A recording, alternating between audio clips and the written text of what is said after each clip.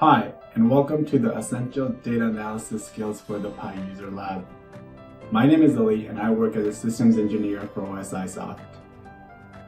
In this course, we will be using Power BI to analyze complex datasets, which we will import from PI. The course will not cover the configuration of AF or the PI Integrator.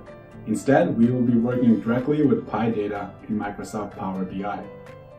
The course will focus on using wind turbine data from a wind farm to build rich dashboards from which we can make meaningful conclusions. We will explore the different options we have within Power BI, as well as integration of Power BI with visuals from R and Python. After this course, you will have familiarity needed with Power BI to take that information back to your work and apply your skills to the challenges you face. Hopefully, you will find the material to be engaging, and I hope to see you there.